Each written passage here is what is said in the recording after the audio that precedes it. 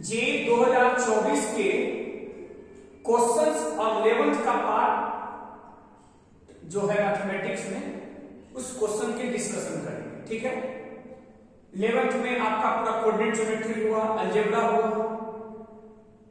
ठीक है, और जितने भी शिफ्ट का है हम सबके क्वेश्चंस को लिख के लेके आए हैं। अब कुछ सवाल है कि वीडियो के दौरान आपको रोक के उस क्वेश्चन को बनाना है। ठीक है,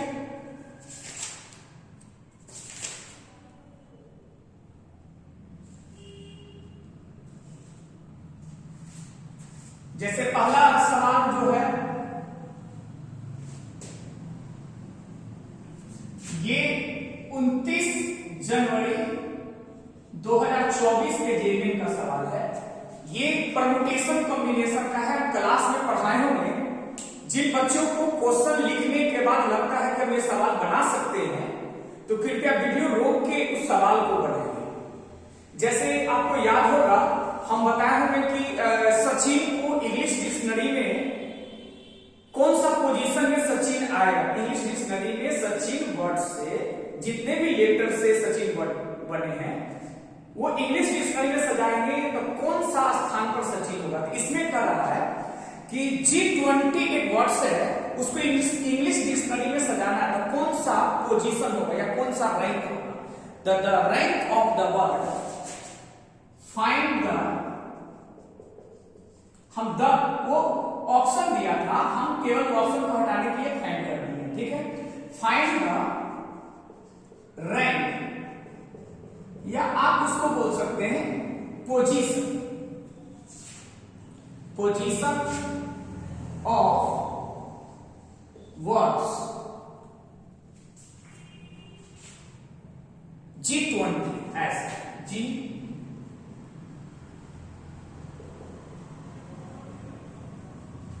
G20 in the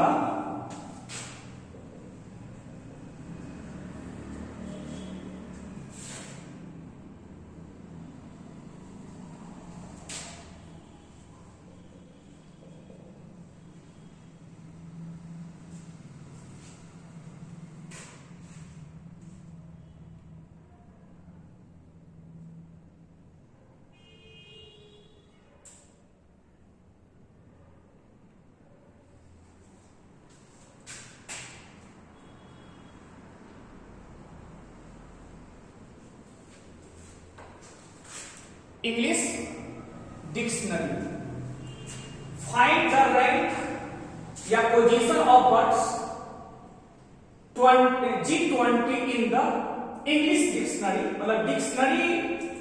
तो ये सब सवाल हम आपको क्लास में बताए हुए हैं। सबसे पहले आप लोग को हम ये कहना चाह रहे हैं कि अगर ये सवाल आपको लगता है कि हम फर्स्ट बना सकते हैं तो आप पहले बनाएंगे। ठीक है, उसके बाद ही आप वीडियो को आप आगे देखिए। तो पहले G20 वर्ड को आप क्लियर करके देखिए, GTWENTY। इसमें कितने लेटर्स हैं? 1 2 3 4 5 6 7 लेटर्स हैं। 7 लेटर्स। 7 लेटर्स में अब इंग्लिश डिक्शनरी का क्या प्रॉपर्टी होता है, जो अल्फाबेटिकल ऑर्डर में जो पहले आता है उसको पहला वर्ड इंग्लिश डिक्शनरी में दिया जाता है। ठीक है, तो इसमें सबसे पहला कौन आएगा? ABCDEFGHIJKLMNOPQRSTUVWXYZ। ठीक है, कहने का मतलब है कि G20 वर्ड्स में ये सब लेटर के योगदान से बना है। तो इंग्लिश डिक्शनरी में सबसे पहला वर्ड बनेगा जो E आएगा। अल्फाबेटिकल ऑर्डर में E पहले, फिर G, फिर N, फिर T, फिर 1। तब पहला वर्ड इंग्लिश डिक्शनरी में यही होगा, चाहे मीनिंग निकले या मीनिंग नहीं निकले। तो पहले बताइए कि E से शुरू होने वाला इंग्लिश डिक्शनरी में कितने ऐसे वर्ड्स होंगे? क्योंकि ई से शुरू होने वाला में G20 नहीं आएगा, तो हम क्या कर लिए, ये वाला और ये और ये और ये 6 को लेटर्स को परमुटेट कर देंगे। तो 6 लेटर्स जितना बार परमुटेट होगा उतना ई से शुरू होने वाला वर्ड्स होगा। तो ये देखिए कि 6 लेटर डिफरेंट नहीं है, 2 लेटर आइडेंटिकल है। हम क्या पढ़ाए थे कि 6 को डिफरेंट मान लीजिए 6 फैक्टोरियल, और 2 लेटर्स आइडेंटिकल है तो 2 फैक्टोरियल से डिवाइड कर दिए, 6 फैक्टोरियल 720 by 2 360, मतलब 360 ऐसे वर्ड्स बनेंगे जो ई से शुरू होगा, और ई से शुरू होने वाला भी G20 वर्ड्स नहीं आएंगे। क्लियर? ये मेरा पहला पॉसिबिलिटी हुआ। दूसरा क्या है, ई से शुरू होने के बाद तो हो ही गया, अब सेकंड जो इंग्लिश डिक्शनरी में आएगा वो जी से शुरू होगा, ई के बाद जी, और G20 में जी से ही शुरू होता है, तो थोड़ा कॉन्सेंट्रेट आप करिए। जी के बाद कौन सा वर्ड आएगा, कौन सा लेटर आएगा, जी के बाद आपका ई आएगा, ई के बाद क्या आएगा, एन आएगा, एन के बाद क्या आएगा, टी टी डब्ल्यू वाई। कहने का मतलब 361वां वर्ड्स आपको यही मिलेगा। क्या G20 में तो GT से शुरू होता है, लेकिन अब हमको क्या करना है, GE फिक्स कर लेना है, क्योंकि इंग्लिश डिक्शनरी वाला में देखेंगे तो GE से शुरू। अब है कि इसको हम परमुटेट करेंगे। अब कितना है, 5 लेटर्स हैं, पांचों को अब ऐसा वर्ड्स बनाना है जो इंग्लिश डिक्शनरी में GE से शुरू हो, मतलब GT नहीं हो, GE से शुरू हो। ये GT से पहले वाला है, तो एक 5 फैक्टोरियल बाय 2 फैक्टोरियल 120 by 2 ये 60। अब GE से शुरू होने वाला 60 वर्ड है, उसमें कभी G20 नहीं आएगा। अब चलिए, अब क्या होगा, G तो ठीक है, G से E शुरू हो गया, अब क्या होना चाहिए, इंग्लिश डिक्शनरी का क्या प्रॉपर्टी, G के बाद आपका N आना चाहिए, तो G के बाद N। अब ये दोनों को फिक्स कर, अब कौन कौन सा लेटर्स बच गया, तो लेटर्स बच गया ना, ई बच गया, टी टी बच गया, डब्ल्यू बच गया, वाई, मतलब ये सब लेटर्स को हम क्या करेंगे, परमुटेट करके जीएन से वर्ड्स निकालेंगे। तो ये भी होगा 5 factorial by 2 factorial 120 by 2 equal to 60। क्या इतना समझ आ गया? अब नहीं कहेंगे सर कि अब जी के बाद आपका आता है टी, तो G20 में GT से ही शुरू हुआ है, तो शायद आप GT को फिक्स करके परमुटेट कीजिएगा तो हो सके G20 उसी में रह जाएगा। तो करना क्या है, GT को फिक्स नहीं करना, अब पहले करना कि GT से शुरू होने वाला पहला वर्ड्स, तो GT होने गया, उसके बाद E आएगा, उसके बाद N आएगा, फिर T आएगा, फिर W आएगा, फिर Y। ये हम समझा रहे हैं कि आपको 360 के बाद 60 के बाद 60, इसके जस्ट बाद जो वर्ड बनेगा यही बनेगा। तो अब क्या कर रहे हैं हम, तो देखिए G20 में GTW है, हम इसमें 3 लेटर को फिक्स कर लेते हैं, G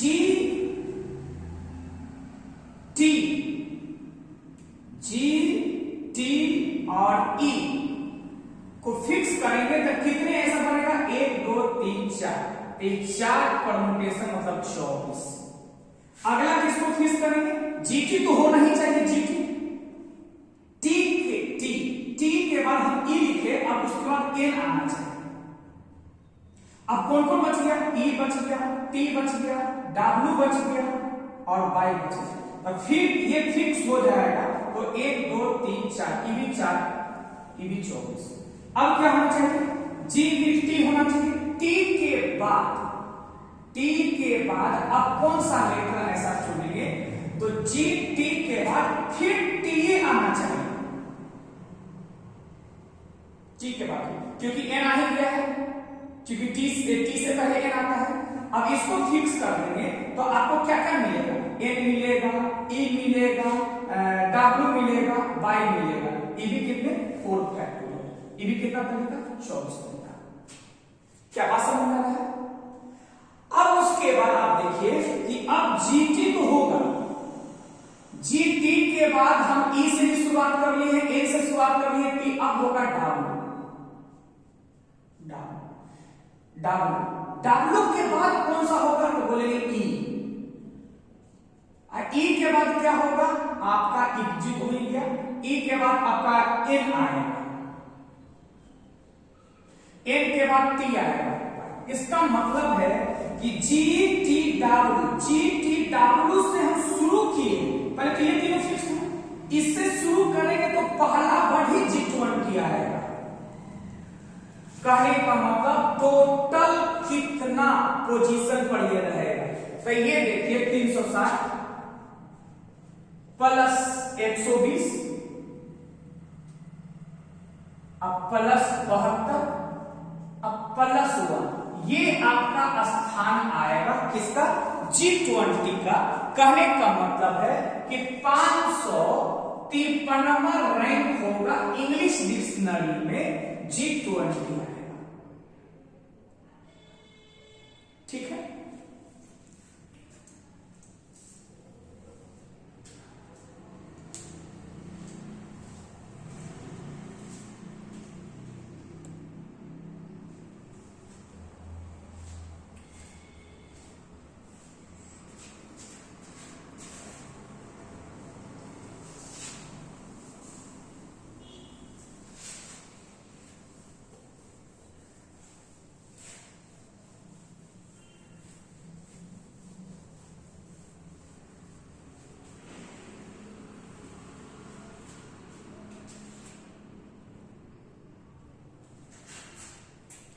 अब देखिए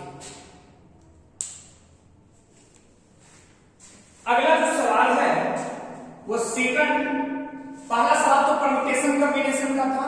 हम बोले कि जेईई में 2024 का क्वेश्चन डिस्कशन कर रहे हैं, उसमें आप लोग पढ़े हुए हैं, एक साल 11th पढ़े हुए हैं, तो हम 11th का ही ऑलमोस्ट क्वेश्चन का डिस्कशन करेंगे। ठीक है, जितने भी शिफ्ट में एग्जाम हुआ है 2024 का, तो अगला जो दे रहे हैं वो भी तो इतने ही 29 जनवरी का 2024 का है, लेकिन ये है सीक्वेंस एपी से सवाल है। तो हम पहले सवाल लिख करते हैं, जिनको लगता है कि हम बना सकते हैं वीडियो रोक के जरूर बनाइएगा। इन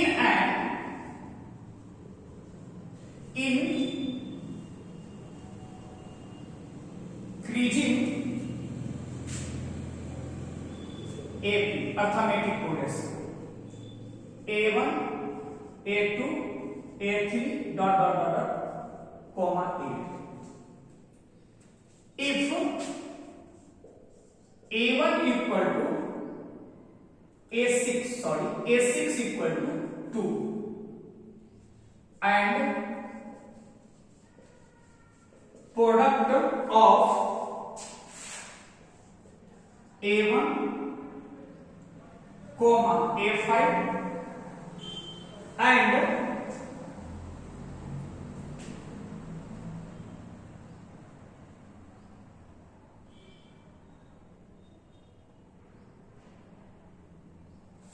A4 है, पता नहीं हम लिखने में कोई मिस्टेक हो गया, चलिए जैसा A1 A5 and A4 is greatest, then find the value of D where D is common difference। ठीक है, तो आप इस सवाल को देखिए, इससे भी अच्छे सवाल को हम क्लास में आईटी के क्वेश्चन को डिस्कशन किए थे, लेकिन पहले देखिए क्या A1 A2 A3 सब किसमें है, एपी में है। एपी का 6वां टर्म 6ठा टर्म क्यों दिया हुआ है, और कहता है क्या ना कि प्रोडक्ट जो है ना इसका और इसका ये तीन टर्म का प्रोडक्ट ग्रेटेस्ट वैल्यू है, तो आखिर डी क्या रहा होगा अगर ग्रेटेस्ट होगा। तो पहले ये बताइए कि जब हम ये कह सकते हैं सर कि लेट फर्स्ट टर्म, जैसे पढ़ाए थे उसे फर्स्ट टर्म ए और कॉमन डिफरेंस आप डी मान लीजिए। तो बताइए क्या आपको दिया गया है, तो कहता छठा क्रम a प्लस 5 इक्वल टू 2, ये सवाल दिया हुआ है। क्या करता है, प्रोडक्ट मैक्सिमम है, तो प्रोडक्ट किसका है, तो a1 a5 a4, इसको हम मान लेते हैं सर बाय मैक्सिमम करना, तो मान लेते हैं, कोई मान लेते हैं कुछ भी, a1 को a कर सकते हैं, a5 को a प्लस 4d कर सकते हैं, a प्लस 3d कर सकते हैं, ठीक है। अब उसके बाद आप क्या करेंगे, तो देखिए d पूछा जा रहा है, क्या पूछा जा रहा है, d, तो क्या जो सवाल आपका छठा क्रम दिया है उसको हम a को लिख सकते हैं 2 माइनस 5d, तो यहां पे देखिए a की जगह पे लिखेंगे 2 माइनस 5d, और यहां ध्यान दीजिए हम इसको लिख सकते हैं a को जगह पे 2 माइनस 5d प्लस 4d, फिर a की जगह पे लिख सकते हैं 2 माइनस 5d प्लस 3d, हम ये लिख देंगे 2 माइनस 5d, और इसको लिख देंगे 2 माइनस d, और इसको लिख देंगे 2 माइनस 2, ये बाई,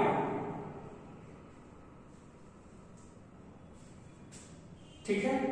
अब क्या करेंगे, अब इसको सबको मल्टीप्लाई करेंगे तो एक क्यूबिक इक्वेशन आएगा,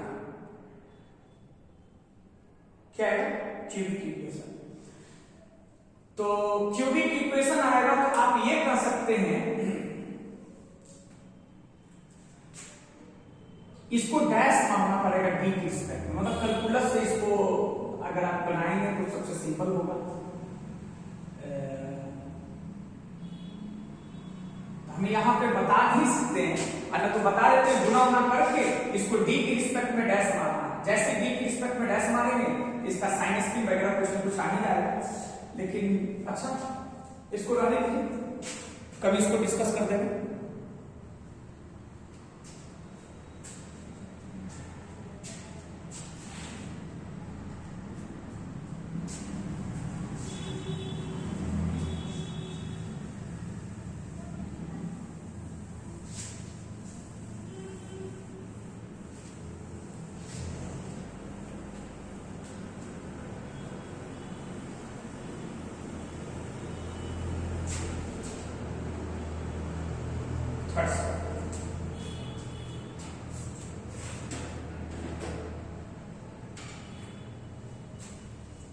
देखिए थर्ड सवाल में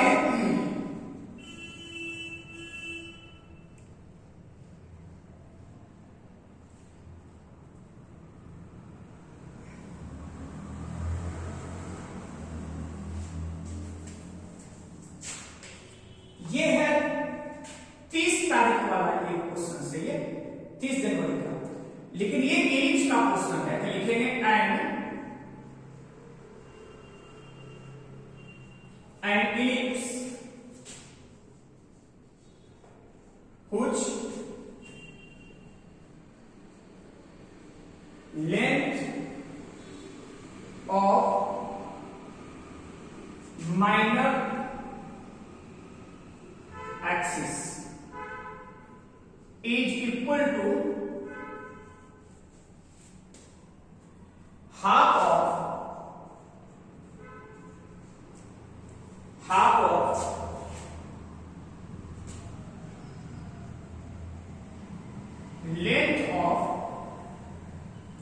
length between foci,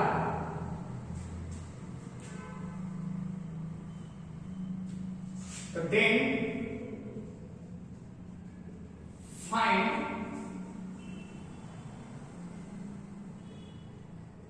एसेंट्रिक सी। अब देखिए ये सवाल कोऑर्डिनेट ज्योमेट्री का है, वो सवाल हम बना सकते थे, हम चाहते तो टोटल सवाल 2024 का डिस्कशन कर देते, चाहे कैलकुलस का हो चाहे 12th का कोई क्वेश्चन, लेकिन हम आप लोग के लिए स्पेशली हम केवल 11th का पार्ट्स को रखे, इसलिए ताकि आप पढ़ लिए हैं, इसमें आप क्वेश्चन जैसे हम लिख दें तो आप सब बच्चे इसको पहले अटेम्प्ट कीजिए, इसके लिए चाहता तो टारगेट वाले बच्चे इसको देख के फायदा उठा सकते हैं, तो पूरे क्वेश्चन डिस्कशन कर देते हैं, ठीक है, तो देखिए एक इलिप्स है, तो इसका सॉल्यूशन में लेंथ ऑफ माइनर एक्सिस, किस इलिप्स का मालूम नहीं तो हम मान सकते हैं लेट इक्वेशन ऑफ इलिप्स, क्या मान लें, एक्स स्क्वायर बटा ए स्क्वायर। इस तरह का बहुत सारे सवाल बताए हैं। क्या कर रहा है, length of minor axis to be is equal to half length 1/2 between foci, foci के बीच में डिस्टेंस होता है 2AE होता है, दोनों फोकस के बीच में 2AE होता है, क्योंकि इलिप्स का जब फोटो बनाएंगे ये F1 है, ये F2 है, आप याद रखिए ये AE,0 है, ये -AE,0, तो यहां से यहां लेंथ A और यहां से यहां भी लेंथ A, टोटल आगे दोनों कट जाएगा। कटने के बाद क्या बचेगा, 2B = AE बचा। और हम लोग को क्या चाहिए, इसेंट्रिसिटी चाहिए। क्या चाहिए, इसेंट्रिसिटी। तो इसेंट्रिसिटी का फॉर्मूला क्या होता है, तो √A² - B² बटा A²। पक्का। तो हम क्या करेंगे कि यहां पे आप गौर से देखिए, जहां जहां पे B रहेगा क्या वहां लिख सकते हैं, जहां जहां B रहेगा वहां AE बटा 2 रखिए। इस पर E² = A² रहने दीजिए, B के जगह पे लिख देंगे A², E² और 2 के स्क्वायर 4, अब बटा जो आएगा वो A²। तो सबसे अच्छा कि A² कॉमन निकल के कट जाएगा, तो क्या बचेगा, तो इधर बचे AHS में बचेगा E², ठीक है, यहां बचेगा 1 और यहां क्या बचेगा -A²। तो ये हो जाएगा 5E²/4 = 1। अब इधर कर देंगे तो ये हो जाएगा E² = 4/5। तो आप E = लिख सकते हैं 2/5, ठीक है। तो आप इस तरह के सवाल बहुत बताए हैं, आप चाहे हम बार-बार कोशिश करें, जितने भी सवाल हम देंगे सबसे पहले आपको लगता है कि सर के बताने के बाद हम सीखेंगे, ये अच्छी बात है। सब बच्चे इकट्ठे नहीं होते हैं, लेकिन जिनको लगता है कि हमारे कमांड हमको हो गया, बहुत सारे एडवांस का सवाल को सर बताए हैं क्लास में, तो पहले आप बनाइए, उसके बाद ही वीडियो, ठीक है।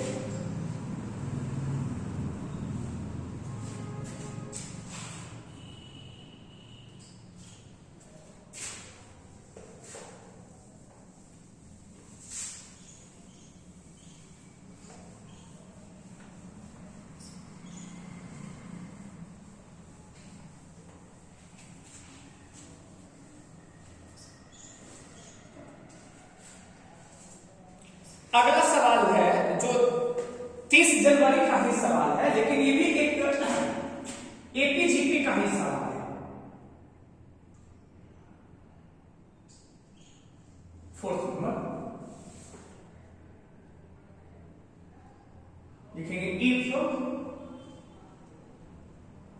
if an arithmetic progression, if and AT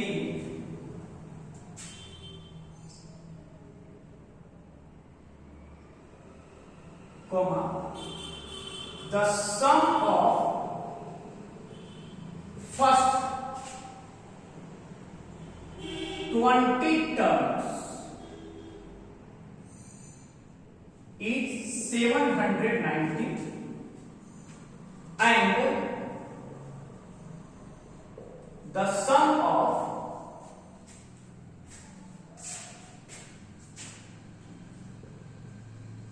first 10 terms is 1/4। तो पूछा जाता है then find is 50, मतलब sum of first 15 term minus sum of first 5 term। सबसे पहले तो आप लोग सब लोग को मालूम है कि SN होता है समेशन फर्स्ट n टर्म, चाहे AP का हो चाहे GP का हो, इंडिकेट।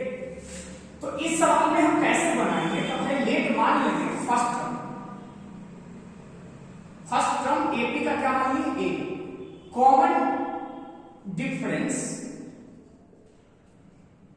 क्या S20 इक्वल टू फॉर्मूला क्या होता है 20/2 2a प्लस एक 20 माइनस 1 इंटू कॉमन डिफरेंस। पक्का? तो ये कितना दिया हुआ है ये 790, ये कैंसिल हो जाएगा तो 10, ये 0 0 कट जाएगा। तो आपका क्या है 2a प्लस 20 ये दोनों मिलकर हो जाएगा 90 degree equal to first equation. ठीक है, उसी प्रकार से सेकंड कंडीशन दिया है S10। तो S10 का फॉर्मूला क्या लिखेंगे 10/2 मतलब n/2 2a plus n minus 1 into common difference की। ये कितना दिया हुआ आपका 145। फिर ये कैंसिल होगा 5, वो 5 से डिविजिबल है। तो ये आपका आ जाएगा 2a plus 9b equal to कितना हो जाएगा 5 हो जाएगा। तो 2 नहीं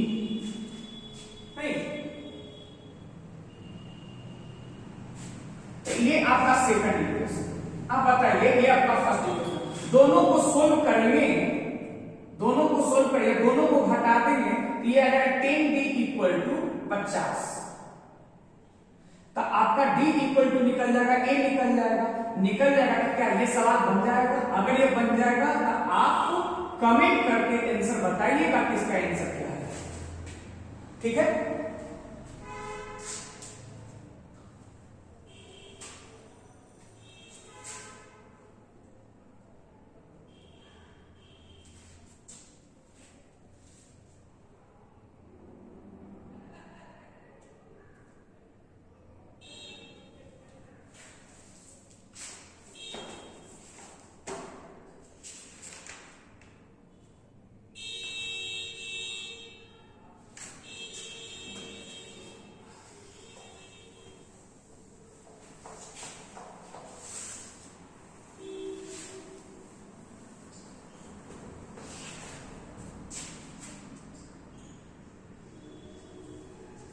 अगला जो सवाल है वो हम दे रहे हैं स्ट्रेट लाइन से दे रहे हैं। ठीक है, उसके बाद कॉम्प्लेक्स नंबर कर देंगे, उस पर बाइनोमियल कर देंगे। तो कहता है कि line passes through 9,0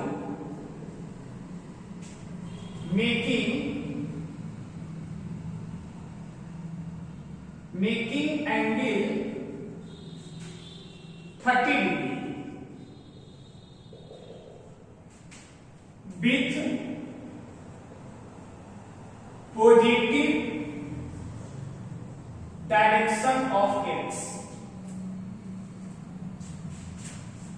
axis. It is rotated by angle 15 degree with respect to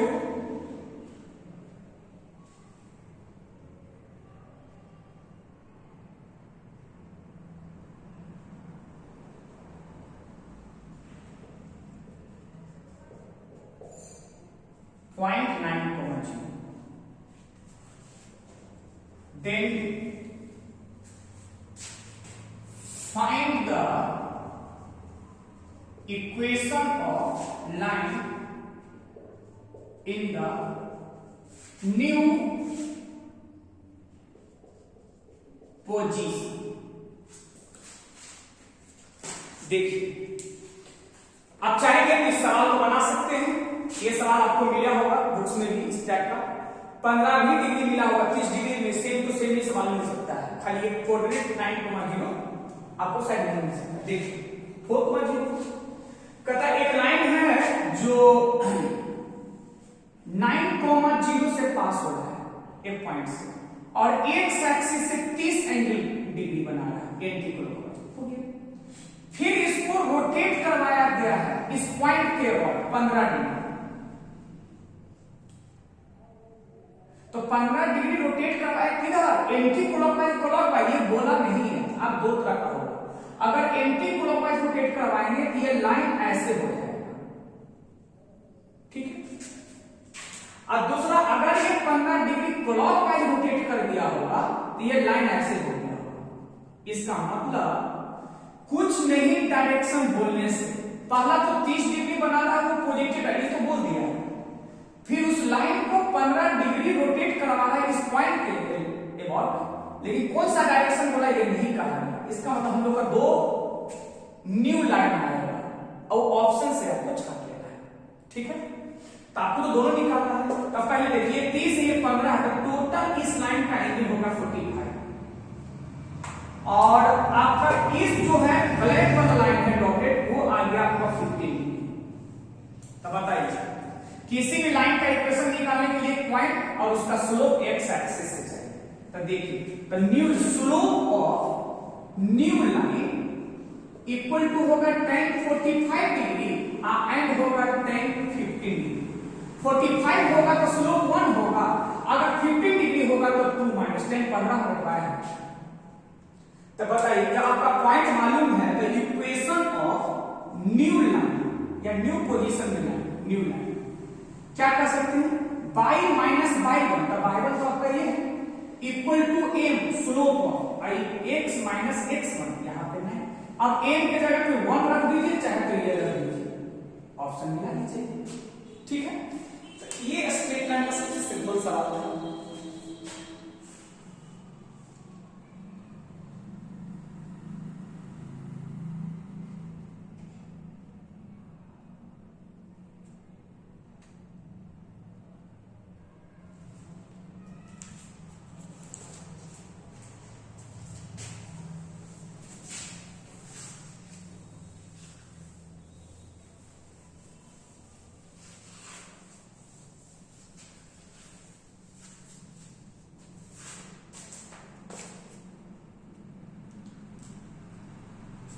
अगला जो सवाल दे रहे हैं वो कॉम्प्लेक्स नंबर का पूछा हुआ सवाल है। ये भी कहीं ना कहीं आपके डीटीपी में क्या चाहे बुक सवाल में आपको सवाल मिलेंगे, ठीक है।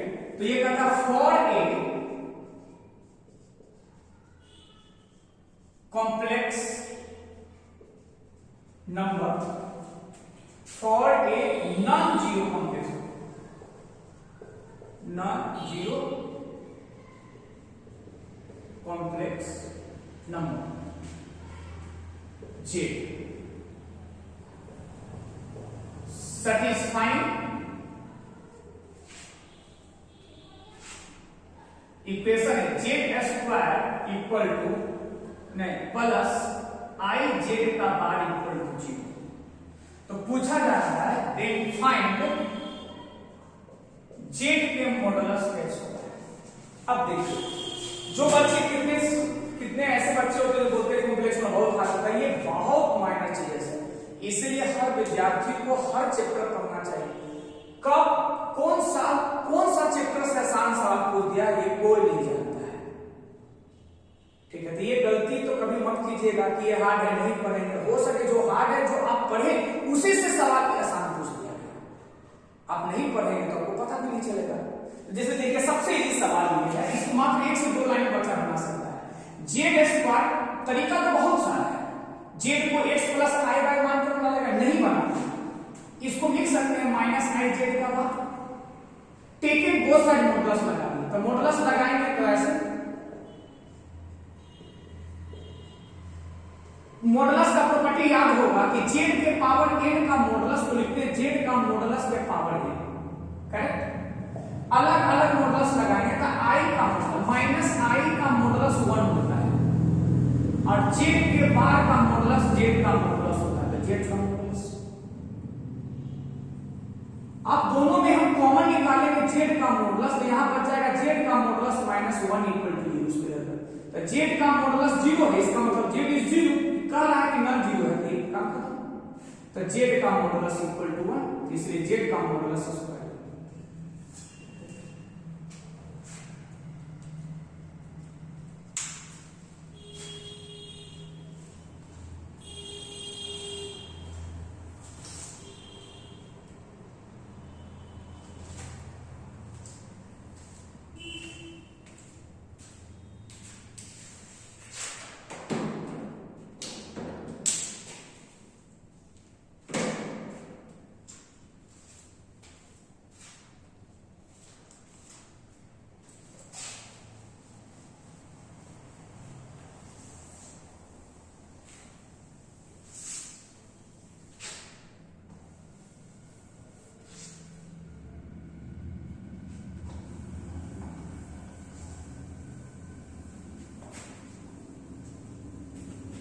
अब 7वां नंबर सवाल देखिए, तो वो आपका बाइनोमियल से सवाल है, ठीक है। तो बाइनोमियल का सवाल करता है find the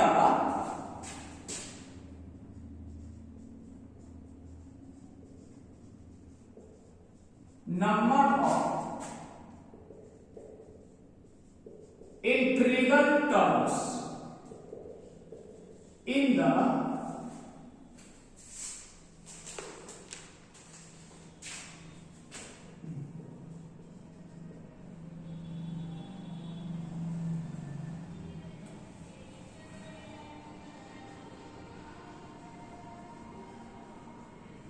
in the expansion of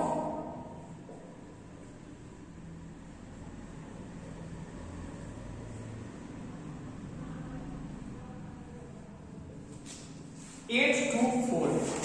अब बताइए इस तरह का सवाल दो करवाए बाइनोमियल जब बेसिक बता रहे हो, तो जब इसमें पूछ रहा है कितना इंटीग्रल टर्म होगा तो थोड़ा बहुत हम हिंट देते हैं, जिनको बच्चों को याद है इस चैप्टर तो पहले बना लीजिए। हम मान लेते हैं कि लेट इंटीग्रल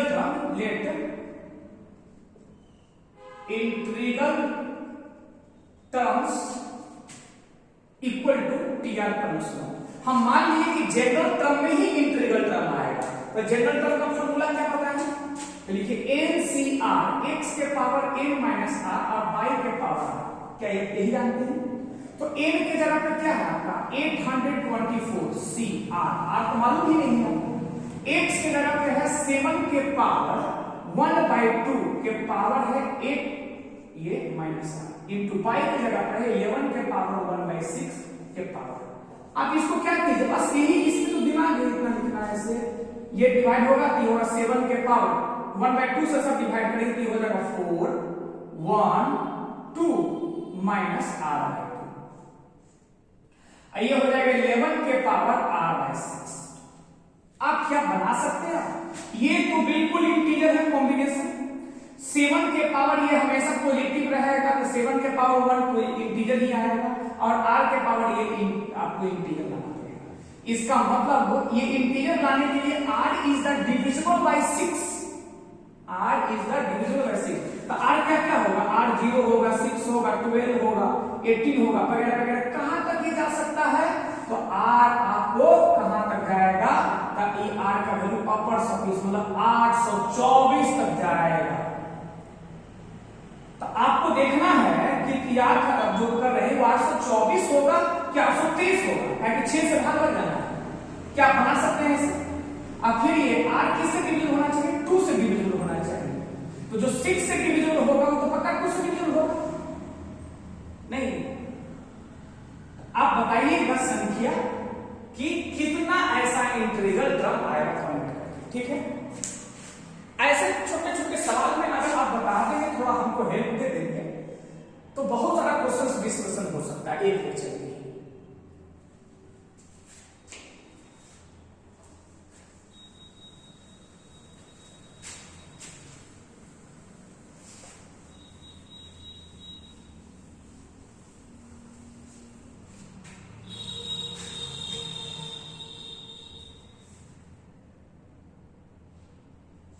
जैसे अगला जो सवाल आपको है ये है,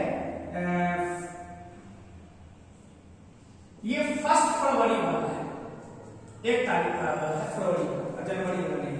ये क्या कहा, इफ ये एपीजीपी का सवाल है, if 3, a, b, c are in AP. चलिए ठीक है, 4 टर्म है जो एपी में कर रहा है, एंड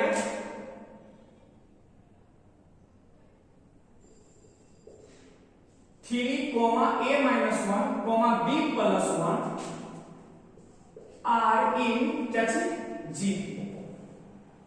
तो पूछ रहा है then find the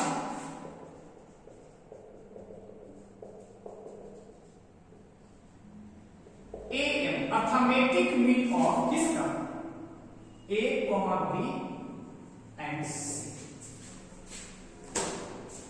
तो देखिए कुछ सवाल उसी के लेवल के इर्द गिर्द का है।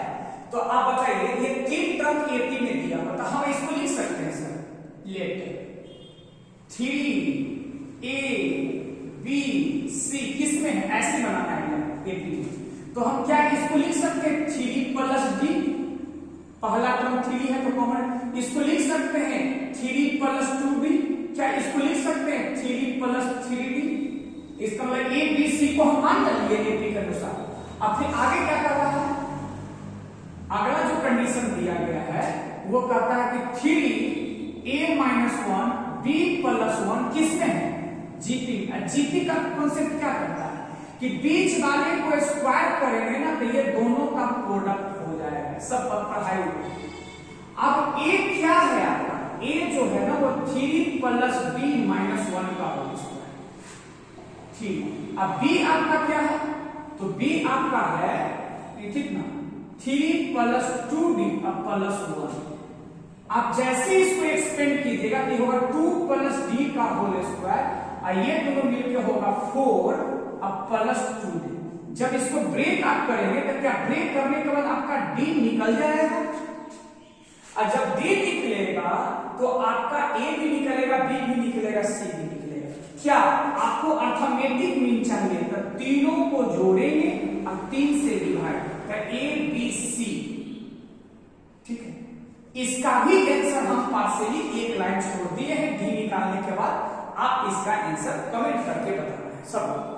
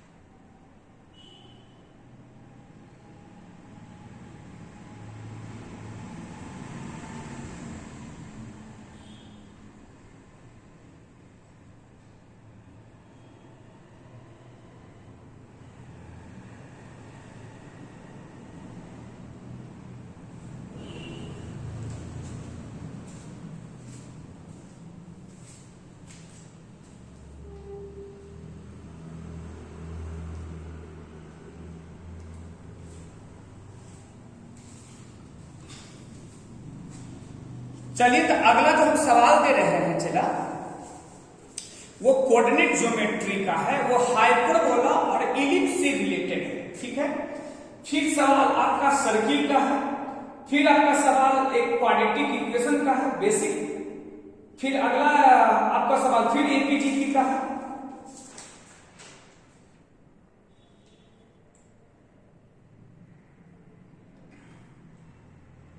चलिए ठीक बताते हैं।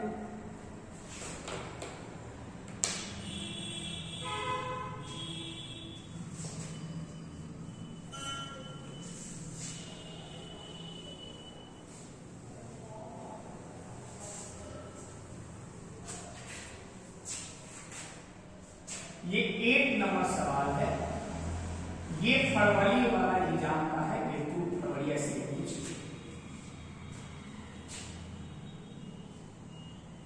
कथा। इफ सेकंड से if hyperbola x square minus y square cosec square theta equal to 5 and ellipse x square cosec square theta plus y square equal to 5 has eccentricity EH and EE respective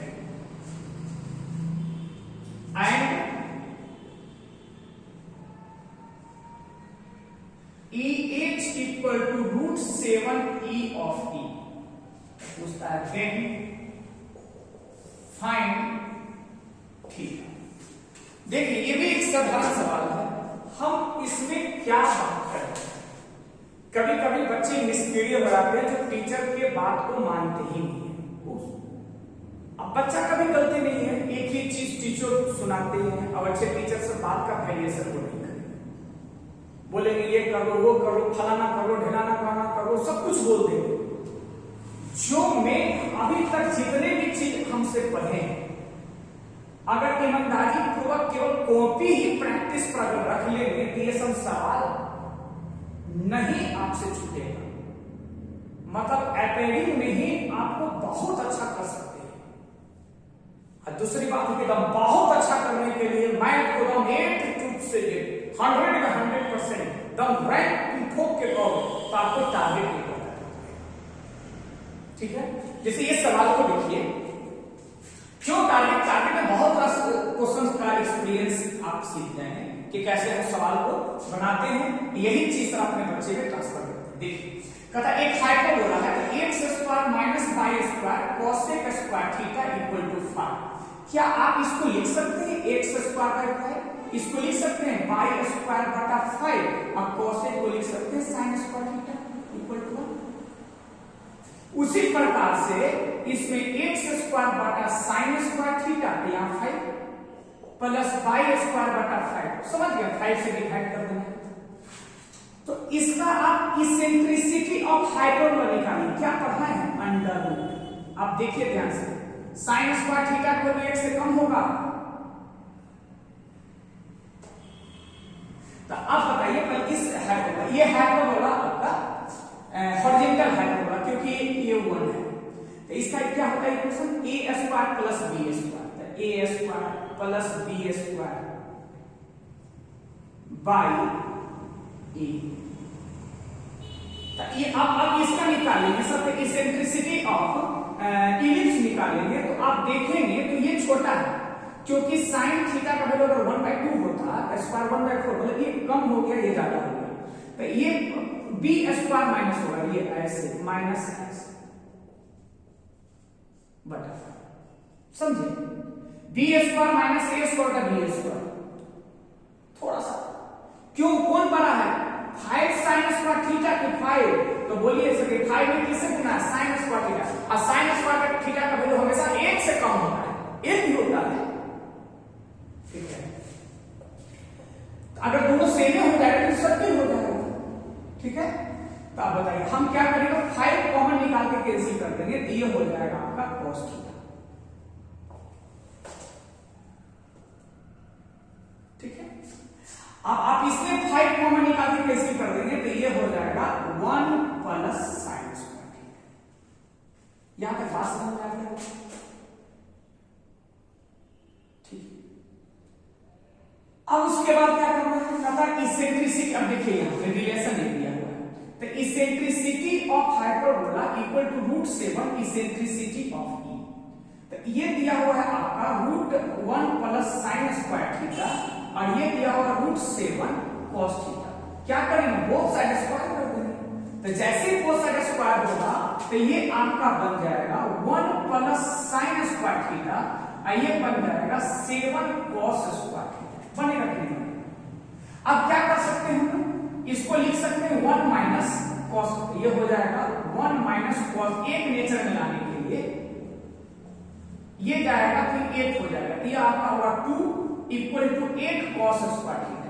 अब बताइए तो cos square theta को आप लिख सकते हैं 2/8 मतलब 1/4, तो आप कह सकते हैं sir cos theta equal two plus minus 1/2, तो आप सिंपली सर cos थीटा के बारे में आप लिख सकते हैं कि 1/2 होगा एक माइनस 1/2 हो, तो थीटा इक्वल टू 7 होगी, या आप 120 डिग्री बोल सकते हैं, जैसा आपको ऑप्शन आएगा ऑप्शन बना लीजिए, ठीक है। इसमें थोड़ा बहुत हमको लगता है अब बच्चा कैसा एक दिन में पढ़ने में थोड़ी जाने से देता है, ये सब आइडेंटिफाई कर लेगा कि इलिप्स में स्टैंडर्ड है तो वर्टिकल इलिप्स है कि हॉरिजॉन्टल इलिप्स है।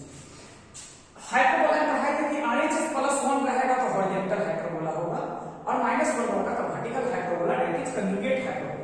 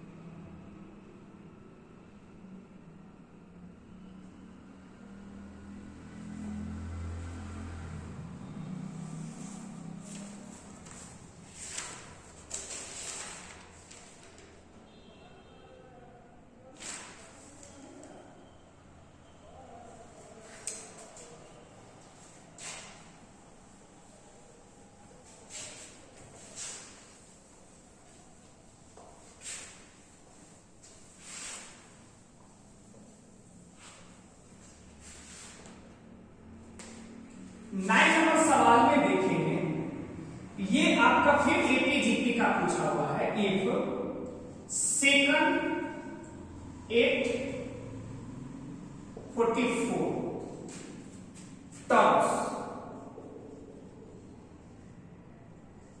of AP are first, second or third terms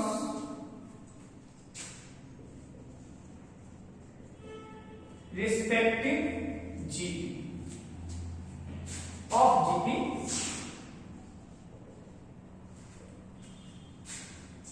and first term of AP and first term of AP is 1. So then find summation of first 20 term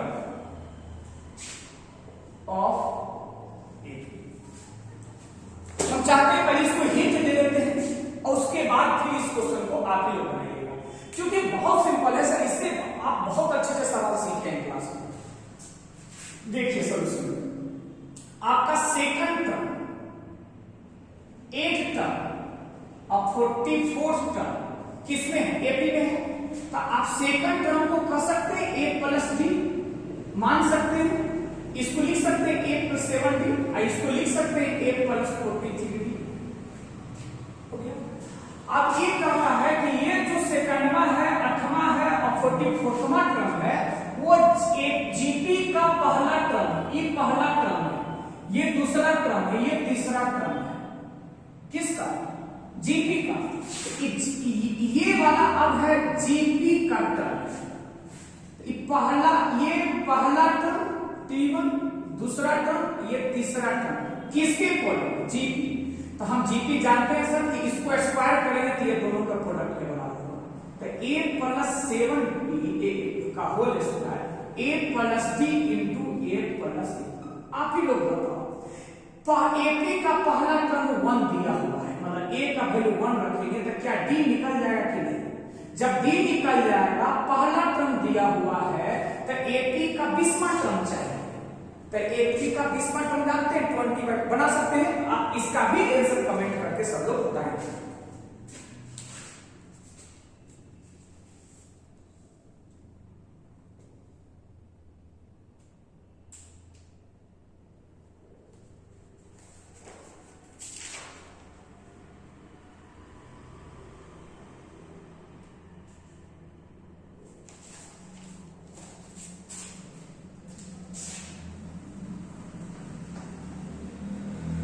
बस एक last question इस पर फिर एक और डिस्कशन कर देंगे, ठीक है।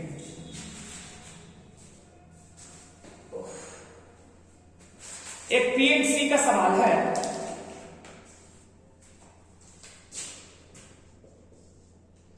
कहता 5 people are distributed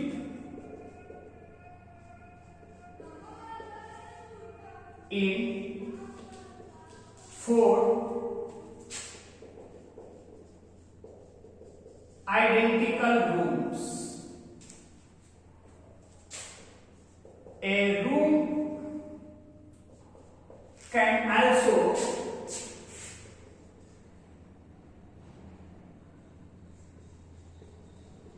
contain 0 people. So find the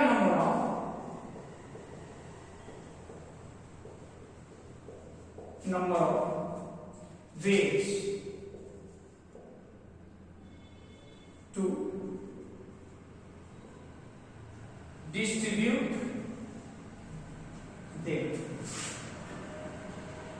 देखिए, ये सब सवाल अक्सर क्या होता है ना कि आप बहुत से प्रैक्टिस इसमें करेंगे, क्योंकि आपके पेपर में एक ही सवाल रहेगा। इसमें बहुत सारे नोमेंक्लेचर बनाए रखें, क्योंकि इसमें थ्योरी तो बहुत कम है, इसमें एट ए टाइम दिमाग लगाना पड़ता है, ठीक है।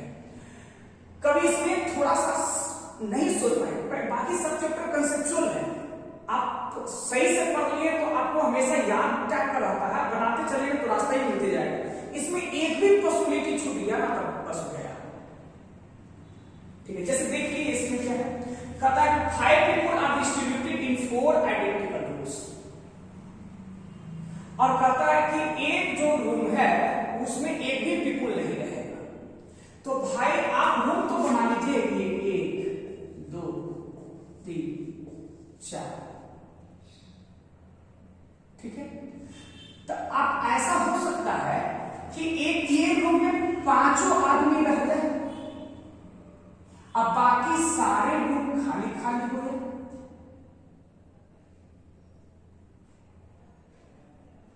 क्या समझे? या दूसरा केस,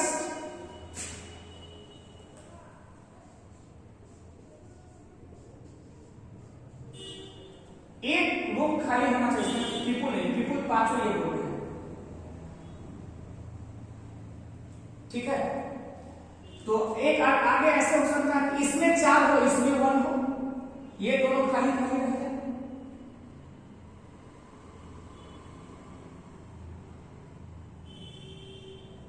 ठीक है, उसके बाद सर आप क्या कर सकते हैं, इसमें 3 रह जाए, इसमें 1 रह जाए, इसमें 0 आदमी रह जाए, पॉसिबिलिटी बता रहे हैं। और क्या क्या हो सकता है, इसमें 2, इसमें 2, इसमें, अब 2 2 कौन में, तो इसको परमुटेट आप कर सकते हैं सर 4 फैक्टोरियल बटा 4 फैक्टोरियल, इसमें 4 फैक्टोरियल 2 फैक्टोरियल, इसमें क्या 4 फैक्टोरियल बटा, समझे? ऐसे करके टोटल, और कोई ऐसा तरीका नहीं है। तो इस सब को आप परमुटेट करके जोड़ दीजिएगा। इसका भी आंसर बताइएगा कमेंट करके, तो हम इसको नहीं बनेगा तो हम डिस्कशन करेंगे, ठीक है। तो इस तरह के सवाल था, और है कि अगले कभी लेक्चर में हम इसको डिस्कशन करेंगे। बहुत सारा आपका अभी 11th का बचा हुआ है, उसके बाद हम 12th में चलेंगे, तब 12th में आपका लिमिट, कंटिन्यूटी, डिफरेंशियलिटी ये वगैरह वगैरह रहेगा, ठीक है। चलिए आज चलते हैं तक।